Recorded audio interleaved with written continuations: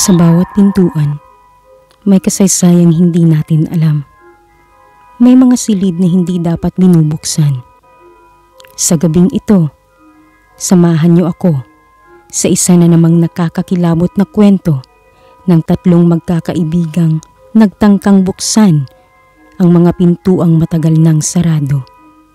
Ito ang DJO Horror Stories at ang kwentong ito ay pinamagatang Ang Tatlong Pintuan. Hello po sa ating mga tagapakinig ng DJO Horror Stories. Isa na namang kwento ng katatakutan, minsan katatawanan, kilig at aral. Pero wag po nating kalimutan na ang kwentong ito ay kathang-isip lamang at ginawa upang magbigay aliw sa mga nakikinig. Isang gabi, nagkayayaan ang tatlong magkakaibigang sina Ana, Laika at Mira na mag-overnight sa lumang bahay ng lola ni Ana. Ito ay sa probinsya ng Laguna. Wala na ang matanda at simula noon, hindi na rin ito natirhang muli.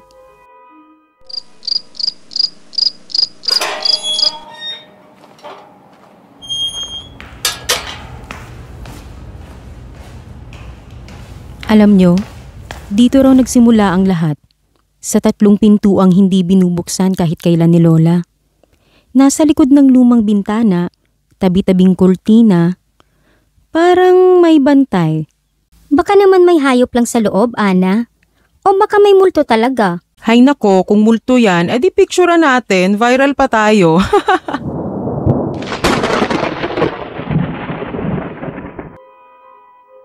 Habang lumalalim ang gabi, isa-isang napapansin ng tatlo na tila may bumubulong mula sa pintuang iyon.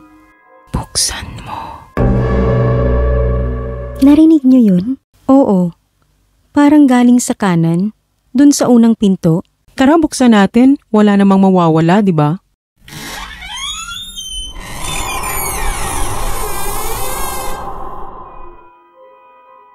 Lumapit sila sa unang pinto. Wala namang laman. Maliban sa isang salamin sa gitna ng silid. Sa bawat paglapit nila, tila humihina ang tunog ng mundo.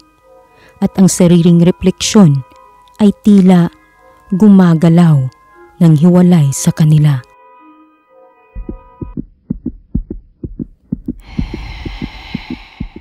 Teka, bakit parang ako? Pero hindi ako yan. Ano ba, tama na? Isara na natin to. Ano ba, Laika? Masyado ko namang matatakutin eh. Ana, tara na. Puntahan na natin yung pangalawa. Tingnan na natin lahat para tapos na.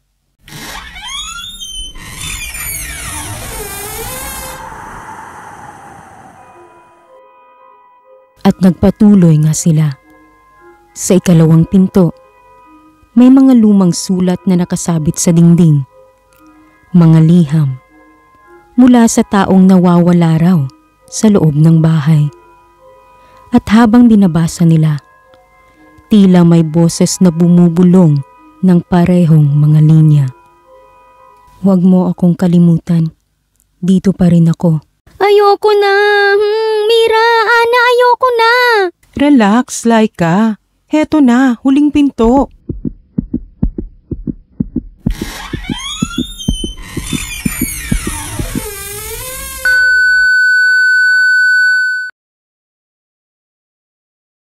Ang ikatlong pinto, wala roong kahit ano.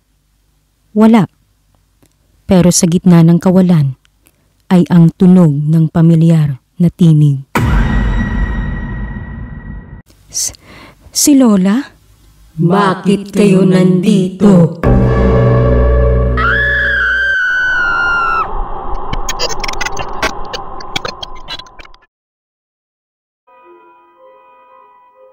Kinabukasan, natagpuan silang tatlo sa sala.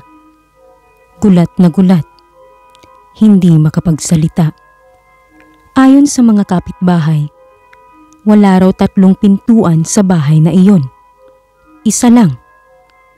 At matagal na raw itong sinarado kasama ng matandang huling nakita roon, si Lola. 15 taon na ang nakalipas. Sa bawat bahay na iniwan ng panahon, may mga lihim na pilit na nakakawala.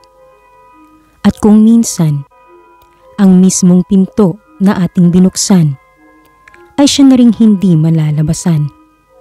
Ako si DJO at ito ang DJO Horror Stories.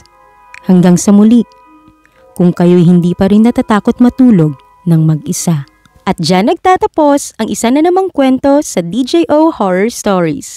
Sana'y napaisip ka, kinilabutan, o kahit papaano naaliw. Huwag kalimutang i-follow si DJO para sa mas marami pang kwento ng kababalaghan, katatawanan, kilig at aral.